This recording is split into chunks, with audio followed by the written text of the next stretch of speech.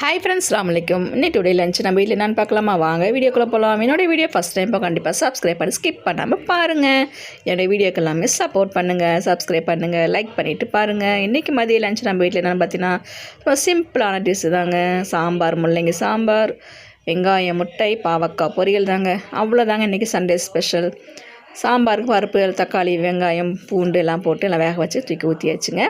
முள்ளங்கியுமே ஒரு வதக்கி தூக்கி ஊற்றி உப்பு மிளகாத்தூள்லாம் போட்டு நல்லா சூப்பராக சாம்பார் தேவையெல்லாம் போட்டு கொதிக்க வச்சு சாம்பாருமே ரெடி ஆகிடுச்சு. புளியுமே கொஞ்சம் ஊற்றிட்டேங்க, ஊற்றி கொதிச்சிருச்சு. சாம்பாருமே சூப்பராக தாளிச்சாச்சுங்க. இதுக்கு சைடிஸ் பார்த்திங்கன்னா பாவக்காய் பொரியல் தாங்க.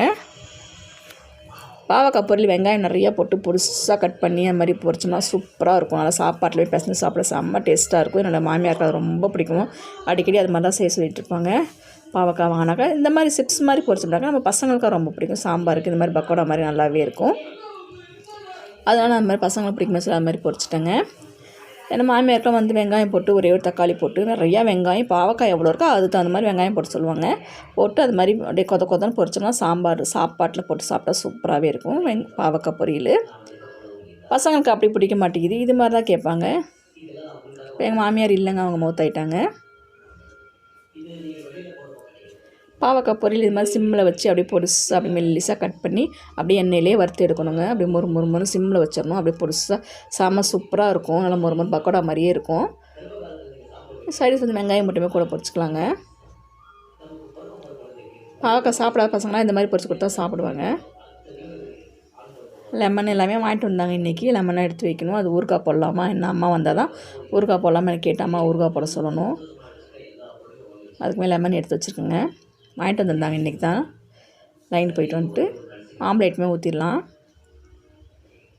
இன்றைக்கி மதியம் லஞ்சு நம்ம வீட்டில் இருந்தாங்க. உங்கள் வீட்டில் லஞ்சு கமெண்ட்ஸை சொல்லுங்கள். உங்கள் வீட்டில் என்ன சாப்பாடுன்னு சொல்லுங்கள். நாங்களும் தெரிஞ்சுக்கிறோம், நீங்களும் தெரிஞ்சுக்குங்க. கண்டிப்பாக என்னோடய வீடியோக்கு எல்லாமே சப்போர்ட் பண்ணுங்கள்.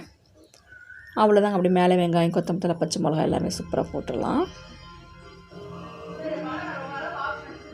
டிவி வேறு ஒரு பக்கம் ஓடிட்டுருக்குது, ஒரு பக்கம் பாட்டு வேறு ஓடிட்டுருக்கு. வெளியில் ரேடியோ வச்சுருக்காங்க, அந்த பாட்டு சவுண்டு வேறு ஒரு மாதிரி இருக்குது. டிவி வேறு ஒரு பக்கம் ஓடி படம் பார்த்துட்ருக்காங்க பசங்களோட, என் ஹஸ்பண்டோட. அது வேறு ஒரே சவுண்டாக இருக்குது. அவ்வளோதாங்க, சுட சாப்பாடு ரெடி ஆகிடுச்சுங்க. வாங்க மக்களே சாப்பிட்லாம். செம்ம சூப்பராக இருந்துச்சுங்க. அந்த முள்ளங்கி சாம்பாருக்கும் பாவக்காய் பொரியல், வெங்காயம், முட்டைக்கும் செம்ம வேறு லெவலுங்க. உங்களுக்கே தெரியும் பார்க்கும்போது எப்படி இருக்குன்னு சொல்லிட்டு. சாம்பார் பாருங்கள் கொஞ்சம் கெட்டியாகிடுச்சு. நான் முள்ளங்கி போட்டோன்னா கொஞ்சம் தண்ணி விடுமே சொல்லிட்டு கொஞ்சம் கெட்டியாக வச்சேன். பார்த்தா கொஞ்சம் ரொம்ப கெட்டியாகவே ஆகிடுச்சு. பாவக்காய் பொரியல், வெங்காயம், முட்டை, முள்ளங்கி சாம்பார் தாங்க. என்னோடய வீடியோக்கு எல்லாமே கண்டிப்பாக சப்போர்ட் பண்ணுங்கள், சப்ஸ்கிரைப் பண்ணுங்கள், லைக் பண்ணுங்கள். யாருக்கெல்லாம் இது மாதிரி சாப்பிட முடியுமோ கண்டிப்பாக சப்ஸ்கிரைப் பண்ணுங்கள். தேங்க்யூ ஃபார் வாட்சிங். அஸ்ஸலாமு அலைக்கும். பாய்.